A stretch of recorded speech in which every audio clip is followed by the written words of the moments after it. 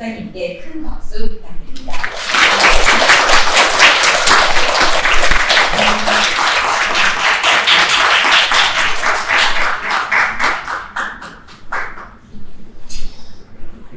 분위기가 참 좋습니다. 아주 좋은 분위기입니다. 특별히 이 교육학과 설립 10년 이야기 아주 탁월하게 만드셔서 여성분들이 만들었는가 아주 칭찬합니다. 좋은 자료입니다. 그리고 영작 교수님 어디 계시고?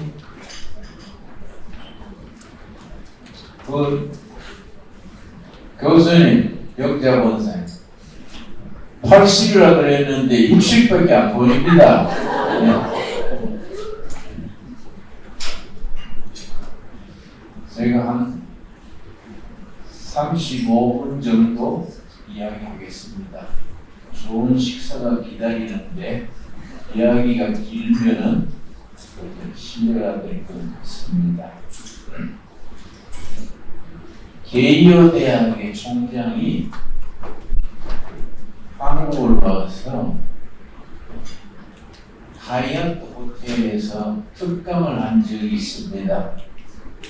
내가 거기에 참석을 했었는데 한 20년 전입니다. 나는 그 강의 요지를 지금도 기억하고 있습니다. 게이오 대학 총장 얘기가 선진국들이 청년 교육에 실패한 이유에 대해서 주제를 정하고 강의했습니다. 한국을 포함한 선진국들이 청년 교육을 어떤 점에서 실패했느냐? 첫째 등기를 학생들에게, 청년들에게 삶의 의미를 가르쳐주지 못했다. 그냥 기술교육, 취업교육을 했지 삶의 의미를 심어주지 못한 점, 첫째를 짚었습니다. 두 번째 뭘 얘기했냐면 청년들에게 국가 건설의 사명감을 심어주지 못했다. 대학 교육은 지도자 교육인데 지도자가 될 청년들에게 국가 건설, 네이션 빌딩이라고 표현했습니다. 국가 건설의 사명감, 미션 마인드를 심어주지 못했다. 세 번째는 부모대의 고난을 몸으로 익히게 하는, 체득시키는 교육을 못했다. 오늘의 선진국을 이루기 위해서 부모들이 피눈물 나는 고난을 통해서 오늘의 나라를 이루었는데 그 부모대의 고난의 역사를 체득시키지 못한 점 지적했습니다. 저는 참 광운대학을 좋아합니다. 광운대학이 참 훌륭한 바탕을 지니고 있는 대학입니다. 앞으로 더 좋은 대학으로 날로 발전하게 될 줄로 믿습니다. 교육에는 두 가지가 있습니다. 북두칠성 교육, 은하수 교육 두 가지가 있습니다. 저는 이제 동두천 산속에 구례마을에 사는데 산속에 대안학교를 세웠습니다. 구례국제학교라는 중고등학교를 세워서 학생이 한 100명 남짓한 학교입니다. 참 재미가 있어요. 그 학교를 대안학교를 운영하면서 늘 강조합니다. 북두칠성 교육이 되지 말고 은하수 교육이 되자. 그러면 북두칠성 교육은 줄 세우는 교육입니다. 북두실성을 바라보고 앞으로 나아가듯이 북두실성 교육은 학생들의 성적 순을 따라서 줄을 세웁니다. 학생이 100명이면 1등에서 100등까지 나오게 마련입니다. 1등은 좋아하지만 100등은 얼마나 마음에 부담이 되겠습니까? 그런데 은하수 교육은 밤하늘에 엄청난 은하수들이 반짝거립니다. 은하수 교육은 각자 자기 빛을 내는 교육입니다. 학생이 100명이면 1등이 100명입니다. 각자 타고난 자기 재능, 성경에서는 그 달란트,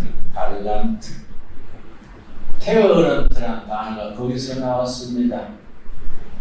각자가 태어날 때 자기 달란트가 있는데 그걸 개성을 살려서 북돋아 주면은 자기 분야의 1등이 될 수 있는데 북두칠성 교육에서는 어쩔 수 없이 100등이 됩니다. 그러나 은하사 교육에서는 자기의 타고난 재능을 북돋아 주면은 그 학생이 1등이 되는 겁니다. 다시 말씀드려서 학생이 100명이면 1등이 100명이 나올 수 있는 것이요. 그래서 은하수 교육의 특징이 창의력을 길러주고 상상력을 길러주는 자기 자신을 찾게 하는 교육입니다. 우리 일제시대에 일본이 제국주의가 아주 간특해서 조선인의 창의력, 상상력을 죽이는 교육을 실시했습니다. 어느 정도로 철저했느냐 하면은 일제시대에 창의력과 상상을 길러주는 과목의 대표가 미술, 음악, 이런 예능 교육이지요.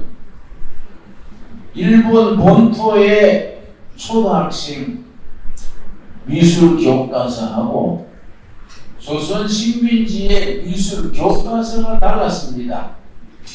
어떻게 달랐느냐? 일본 본토에서의 교과서는 창의력을 높여주는, 상상력을 높여주는 내용으로 편집이 되어 있었고, 조선 식민지에서는 줄 끊는 거, 모방하는 거, 이런 걸 중심으로 교과서를 만들었습니다. 그런 걸 우리가 일제 피해가 얼마나 심각했다는 것을 인식을 해야 됩니다. 그런데 우리가 해방이 되고 나서 이제 꼭 80년째입니다. 80년째에 대해서 우리가 일본보다 오히려 앞지르게 됐다는 것. 얼마나 감사한 일입니까? 일본은 아직도 아날로그 시대입니다. 우리는 디지털 시대로 진작 바뀌었습니다. 그래서 우리가 일본보다 앞서게 될 수 있었던 그 근본이 창의력, 상상력 길러주는 교육입니다. 그래서 우리 산골짜기에 있는 조그마한 불의 국제학교에서 3년 전에 미국 뉴저지에 중고등학생 창의력을 발전시키는 재단이 있습니다. 그래서 국제 창의력 대회가 열려서 우리 학생들이 거기 보냈더니 금상을 타왔어요. 국제대회에서 금상을 타니까 아이들이 사기가 오르고 학교 전통이 서고 참 자랑스러운 일이지요. 그래 창의력을 높여주고 우리는 매일 체육 1시간 반드시 해야 되는 이 3가지 있습니다. 체육 1시간, 성경 공부 1시간, 그리고 이제 영어, 과학 1시간 합니다. 그렇게 하니까 애들이 체력이 좋아지지요. 저는 지금 84세입니다. 그래도 어제도 산에 우리 산둘레길이 있습니다. 7km입니다. 7km. 어제도 제가 7km를 걸었습니다. 그리고 오늘 오후에도 걸을 겁니다. 84세 됐도 매일 10km를 걷고 체력을 관리하니까 아주 건강하고 내가 할 일을 하고 참 그게 보람이 있습니다. 근데 우리 학교 교육이 애들이 체력이 길러주지를 못하고 상상력을 길러주지 못하는 것, 그런 점에서 여러분 광운대학 교육대학원 역할이 참 중요하다고 생각합니다.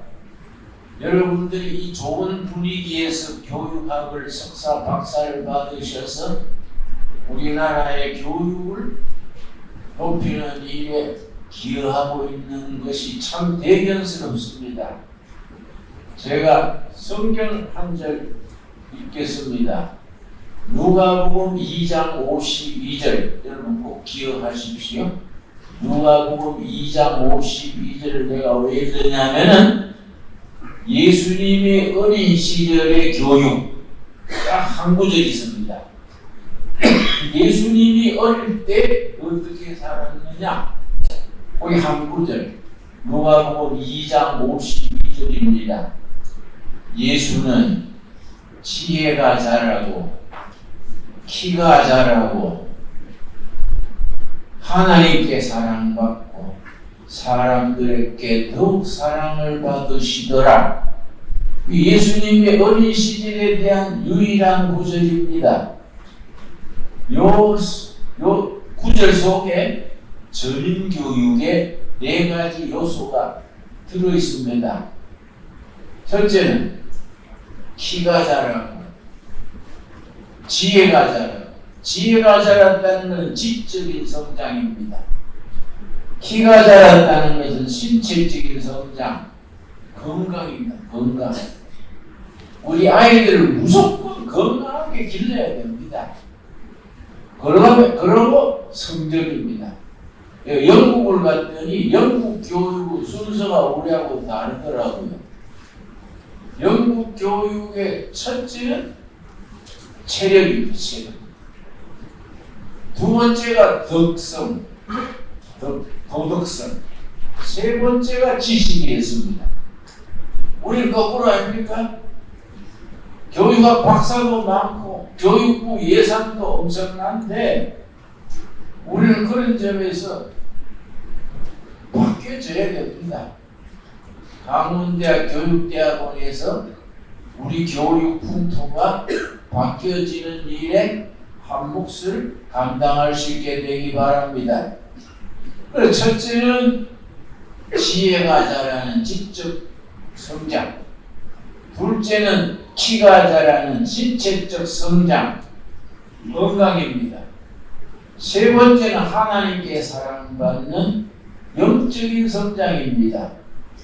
네 번째, 사람들에게 사랑받는 사회적 성장입니다. 사회성의 발전입니다. 여러분, UN 보건기구를 WHO라 그럽니다. WHO에서 건강에 대한 정의가 5년 전에 바뀌었습니다. 5년 전까지 UN 보건기구 WHO의 건강에 대한 정의가 신체적, 정신적, 사회적으로 건강한 것을 건강의 기준으로 삼았는데 5년 전에 후에 건강 기준을 바꾸기를 신체적 성장, 신체적 건강, 정신적 건강, 사회적 건강, 그리고 영적 건강. 세계보건기구에서 영성을 더 붙였습니다. 영적으로 건강해야 진정한 건강이다. 종래에는 신체적 건강, 정신적 건강, 사회적 건강을 건강의 기준으로 삼았었는데 이제 영적 건강을 덧붙여서 유엔 보건기구에서 그걸 고친 겁니다. 20세기의 학자들은 21세기가 되면은 종교가 필요 없는 시대가 올 것이다. 그런 얘기를 했었습니다. 그러나 막상 21세기에 들어오고 보니까 종교가 필요 없는 게 아니라 더 필요한 시대가 되었습니다. 영성이다, 영성. 그래서 전 세계 교회들이 캐톨릭 교회나 동방정교회나 프로테스탄트 교회나 전 세계 교회가 공통으로 추구하는 주제가 세 가지입니다. 종단에 관계없이 캐톨릭이나 동방정교회나 개신교가 똑같이 추구하는 주제 세 가지. 첫째가 뭐냐면 힐링, 치유. 두 번째가 영성, 스피리추얼리티, 영성. 세 번째가 공동체입니다. 이 세 가지를 합치면 치유하는 영성 공동체. 이게 전 세계 교회의 공통된 주제입니다. 교회뿐 아니라 세계인들이 이 세 가지를 지금 요구하고 있습니다. 그걸 시대 정신. 헤겔이라는 철학자가 역사 철학이라는 유명한 책을 남겼는데 그 헤겔의 역사 철학에 어느 시대나 그 시대를 이끌어가는 시대 정신이 있다. 그 시대가 도구로 자이트고 정신이 가이스트입니다. 그러니까 자이트 가이스트. 어느 시대나 그 시대를 이끌어가는 자이트 가이스트, 시대 정신이 있다. 지도자는 어떤 사람들이냐? 그 시대 정신을 깨달아서 그 시대 정신을 구현하는 사람이 진정한 지도자가, 그런 얘기를 했습니다. 여러분, 지금 우리 시대 정신이 치유하는 영성 공동체, 너무나 사람들이 정신적으로 산만해져 있고 도덕적으로 흔들리고 사람들이 고통, 내가 이 목회를 해보면요, 우울증을 영어로 부루가 우울증인데 타임지에서 한 10년 전에 특집을 내기를 20세기 중반 들어 21세기 가면서 10년 단위로 우울증이 기하급수로 늘어나고 있다. 1950년에 전 세계 우울증이 10만이면 60년에 20만, 70년대에 40만, 이런 식으로 기하급수적으로 우울증, 불면증, 정신질환이 배가고 있다. 그 시대에 정신을 바로 살지 못하고 인생을, 삶의 의미를 모르기 때문에 세계적인 현상입니다. 이걸 우리가 교육이 뒷받침해야 안 되겠습니까? 특별히 학부모 교육, 학생 교육, 국민 교육에 있어서 우리 광운대학 교육학과가 교육대학원이 큰 몫을 감당할 수 있기를 바랍니다. 내가 이렇게 좋은 분위기에 행사하는 걸 내가 흐뭇합니다.